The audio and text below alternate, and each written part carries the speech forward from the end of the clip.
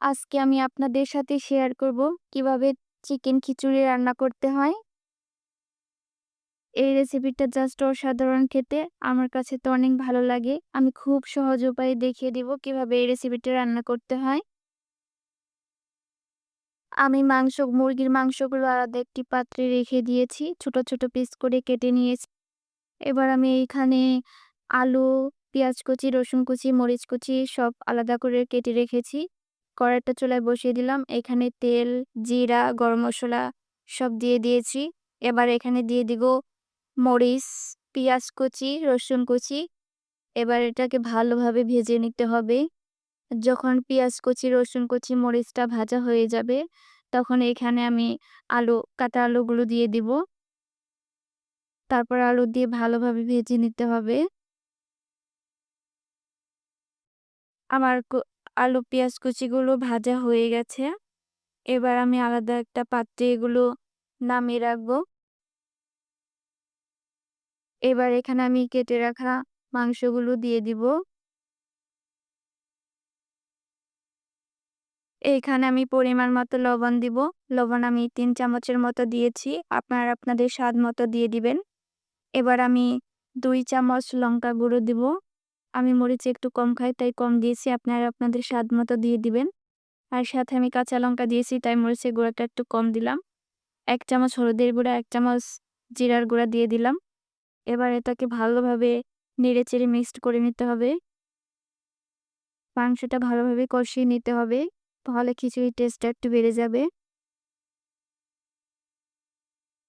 আর মাংসগুলো কষানো প্রায় হয়ে গেছে।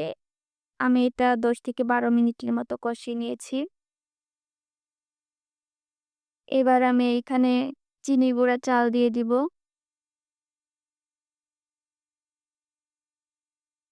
আমি এইখানে সুগন্ধি চিনি গুঁড়া চালটা দিয়ে দিব। আমি ছোট এই পাত্রের ১.৫ কাপের মতো চিনি গুঁড়া চাল দিয়ে দিয়েছি। চিনি গুঁড়া চালটা ভালোভাবে ধুয়ে কিছুক্ষণ রেখে দিয়েছিলাম আলাদা একটা পাত্রে।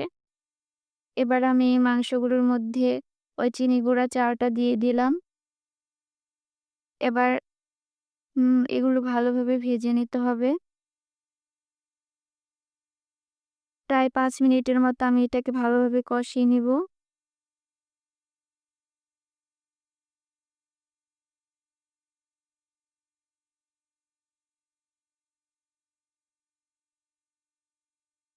আমার চালগুলো কষানো হয়ে গেছে। এবার আমি এখানে পরিমাণ মতো জল দিয়ে দিব।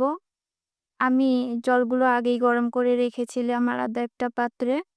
তো সেই জলটাই আমি এখানে দিয়ে দিব। গরম জল দিলে খিচুড়ির টেস্ট একটু বেড়ে যায়। তো আপনারা গরম জল দেওয়ারই চেষ্টা করবেন। এবার আমি এটাকে কিছুক্ষণ ঢেকে রাখবো, যাতে তাড়াতাড়ি চালগুলো সিদ্ধ হয়। আমি প্রায় ১০ মিনিটের মতো ঢেকে রেখেছিলাম। চলে আসলাম ১০ মিনিট পর। আমার চালগুলো ফুটে গেছে। আর জল দেওয়ার কোনো দরকার নেই। এখানে আমি সব মসলাগুলো দিয়ে দিব। দিয়ে দিলাম ধনিয়ার গুঁড়া। আমি মসলাগুলো আগেই গুঁড়ো করে রেখেছিলাম। ওই মসলাগুলো এখানে দিয়ে দিলাম। তো আপনাদের যদি কোনো কিছু কম বেশি হয় টেস্ট করে দিয়ে নিতে পারেন। আমার রান্নাটা সব মসলা দেওয়া হয়ে গেছে। এবার আমি মসলাগুলোকে ভালোভাবে নেড়েচেড়ে খিচুড়ির সাথে মিক্সড করে নিব। এভাবে কিছুক্ষণ নাড়তে থাকবো। আমার খিচুড়ির রান্নাটা প্রায় শেষের দিকে চলে আসছে। আমার খিচুড়িটা হয়ে গেছে। এবার আমি এগুলোকে নামিয়ে নিব। এভাবে খিচুড়ি রান্না করে আপনারা খেয়ে দেখবেন, অনেক ভালো লাগবে আশা করি। আমার অনেক পছন্দের একটা রেসিপি, তাই আপনাদের সাথে শেয়ার করলাম। আশা করি আপনাদের অনেক ভালো লাগবে। সবাই ভালো